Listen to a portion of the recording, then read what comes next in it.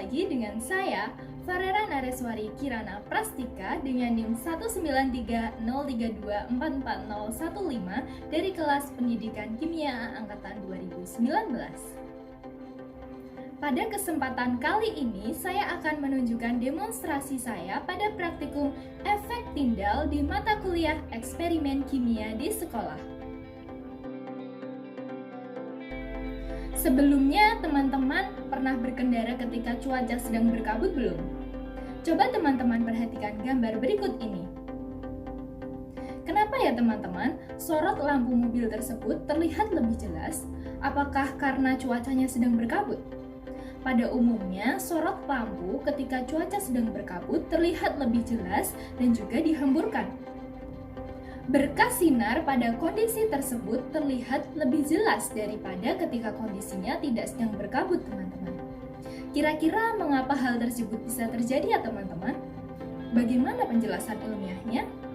Untuk menemukan jawabannya, yuk kita lakukan kegiatan berikut ini. Tujuan: peserta didik dapat mengidentifikasi sifat koloid pada peristiwa penghamburan sinar dengan tepat. Alat dan bahan. Adapun alat yang digunakan yaitu gelas sebanyak 6 buah dan jangan lupa diberi label agar campuran tidak tertukar. Senter untuk menyoroti campuran. Saringan teh untuk penyaringan campuran. 3 buah sendok untuk mengadukan dan mengambil bahan, dan gelas takar untuk menakar air. Adapun bahan yang digunakan yaitu susu bubuk, tepung terigu, garam, dan air. Langkah kerja: menyiapkan alat dan bahan. Masukkan 3 sendok makan susu bubuk pada gelas pertama.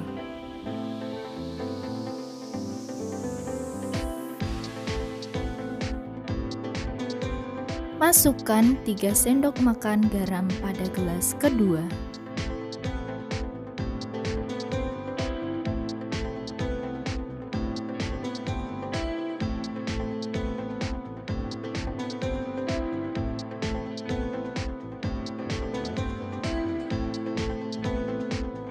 Masukkan 3 sendok makan tepung terigu pada gelas ketiga.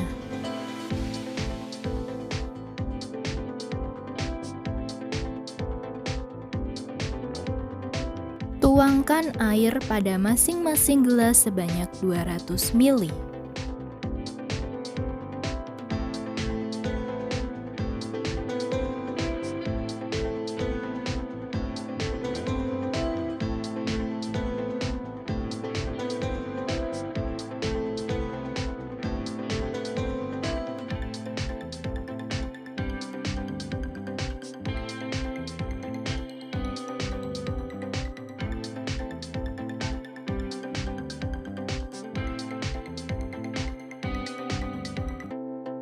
Setelah kamu mengamati video tadi, kira-kira apa yang terjadi dengan larutan dalam gelas ya? Bagaimana jika larutan dalam gelas diaduk? Apakah terjadi endapan? Dan apa yang terjadi jika larutan dalam gelas disorot lampu senter? Tuliskan jawabanmu di LKPD ya. Kalau sudah, yuk lanjutkan mengamati video berikut untuk membuktikan prediksimu. Aduk larutan dalam masing-masing gelas dengan sendok yang berbeda hingga zat terlarut dan zat perlarut tercampur merata.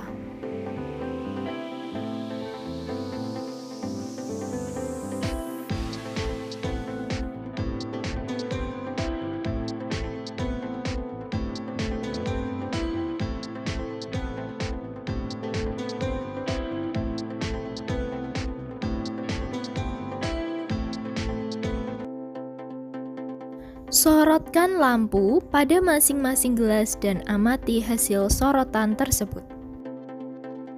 Berikut ini hasil sorotan campuran air dengan susu.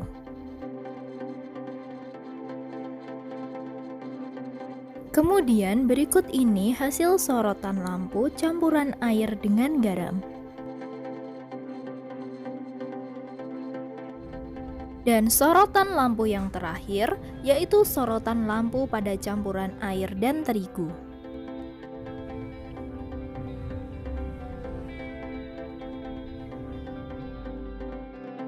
Saring masing-masing campuran dengan penyaring teh dan amati hasil penyaringannya.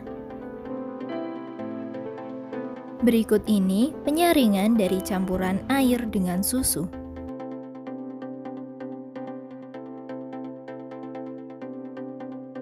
Jangan lupa bersihkan penyaring terlebih dahulu sebelum digunakan untuk menyaring campuran yang lain. Berikut ini penyaringan campuran air dengan garam. Dan penyaringan yang terakhir yaitu penyaringan campuran air dengan tepung terigu.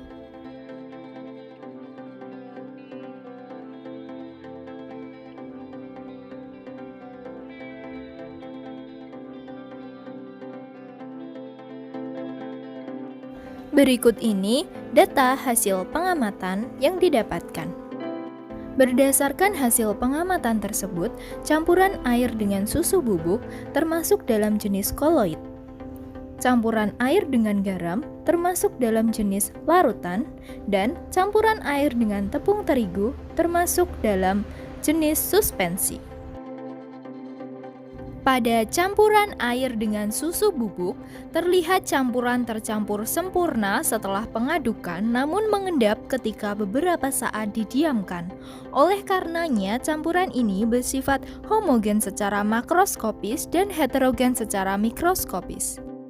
Ketika disorot dengan lampu senter, sinar tidak dapat diteruskan atau justru dihamburkan sehingga berkas sinar terlihat lebih jelas. Setelah penyaringan, didapatkan filtrat tanpa adanya residu. Hal tersebut menunjukkan bahwa campuran air dengan susu bubuk termasuk ke dalam jenis koloid. Koloid merupakan suatu bentuk campuran dua atau lebih zat yang bersifat heterogen secara mikroskopis namun memiliki ukuran partikel terdispersi yang cukup besar sehingga mengalami efek tindal. Efek tindal adalah gejala penghamburan berkas sinar atau cahaya oleh partikel-partikel koloid yang mana apabila suatu berkas cahaya dilewatkan pada sistem koloid, maka berkas cahaya tadi akan tampak. Partikel-partikel koloid yang relatif berukuran besar dapat menghamburkan sinar. Dengan demikian, secara lebih ringkas, koloid memiliki sifat campuran homogen secara makroskopis namun heterogen secara mikroskopis. Dimensi partikel antara 1 sampai 100 nanometer. Sistem dua fase dan relatif stabil. Tidak dapat disaring kecuali menggunakan penyaring ultra. Lain halnya dengan campuran air dan garam.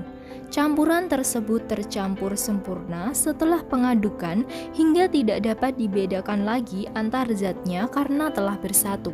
Oleh karenanya, campuran ini termasuk campuran yang bersifat homogen. Ketika disorot lampu senter, terlihat campuran tersebut dapat meneruskan cahaya, sehingga berkas cahaya tidak akan nampak. Hal ini terjadi karena larutan memiliki partikel-partikel yang berukuran relatif kecil sehingga hamburan sinar yang terjadi hanya sedikit dan sangat sulit untuk diamati. Setelah penyaringan, didapatkan filtrat tanpa adanya residu karena campuran telah menyatu. Hal tersebut menunjukkan bahwa campuran air dengan garam termasuk ke dalam jenis larutan. Dengan demikian, secara lebih ringkas, larutan memiliki sifat-sifat campuran bersifat homogen. Dimensi partikel kurang dari 1 nanometer. Sistem satu fase dan relatif stabil. Dan yang terakhir, tidak dapat disaring. Hal ini berbeda lagi dengan campuran air dan tepung terigu.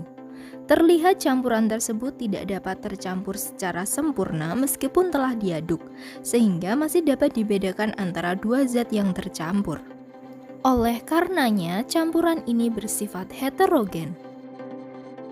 Ketika disorot dengan lampu senter, cahaya lampu senter tidak dapat diteruskan atau justru dihamburkan. Sifat ini sama dengan peristiwa yang terjadi pada koloid, yaitu efek Tyndall. Hal ini terjadi karena pada suspensi juga terdapat partikel-partikel koloid yang dapat menghamburkan sinar. Partikel-partikel pada suspensi ini tergolong berukuran relatif besar sehingga dapat menghamburkan sinar. Setelah penyaringan, didapatkan filtrat dan terdapat residunya pula. Hal inilah yang membedakan suspensi dengan koloid. Dengan demikian, secara lebih ringkas, suspensi memiliki sifat-sifat campuran bersifat heterogen. Dimensi partikel lebih dari 100 nanometer. Sistem dua fase dan tidak stabil, serta dapat disaring. Dengan demikian dapat disimpulkan bahwa koloid dapat menghamburkan sinar karena memiliki ukuran partikel yang relatif besar. Sifat koloid yang dapat menghamburkan sinar ini disebut sebagai efek Tyndall. Baiklah teman-teman, itu tadi demonstrasi saya pada praktikum efek Tyndall. Apabila banyak kekurangannya, saya mohon maaf.